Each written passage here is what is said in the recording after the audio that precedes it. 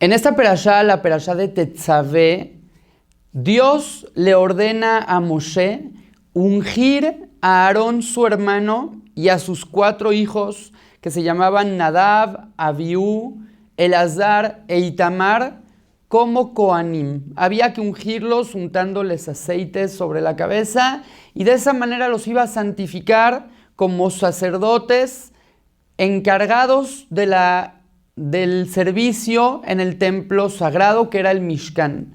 Y esta perashá también nos habla acerca de las ropas que vestían estos Kohanim. Existen 2 tipos de Kohanim, los Kohanim comunes y el Kohen Gadol. El Kohen Gadol era el más importante de todos, ya que él era el responsable de entrar una vez al año al Kodesh HaKodashim el día de Yom Kippur. Dice la Torá que debían de tener ropas muy especiales, lekabod ultifaret, ropas que les den honor y belleza. Y estas ropas eran las siguientes, estaban hechas de materiales muy especiales y los Kohanim comunes y corrientes tenían simplemente 4 ropas, que eran una, el ketonet. El ketonet era una especie de túnica.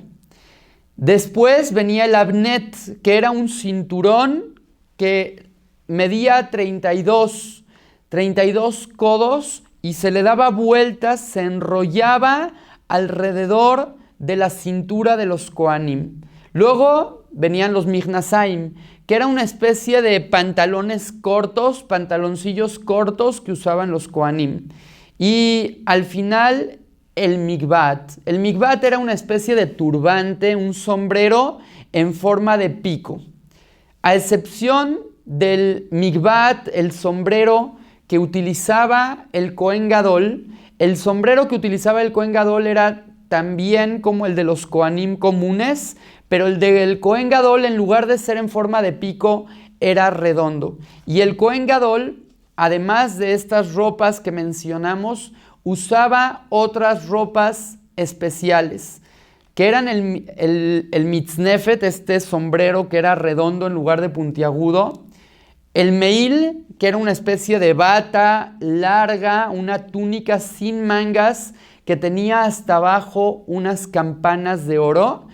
Usaba el efod, que eran una especie de hombreras, en las cuales habían unas piedras preciosas con los nombres de las 12 tribus del pueblo de Israel, y el Hoshen. El Hoshen era una especie de pectoral de oro macizo que tenía adentro el nombre sagrado de Dios escrito sobre un pergamino, y por fuera era una placa de oro macizo con 12 piedras preciosas en las que cada una de ellas decía uno de los nombres de las tribus de Israel.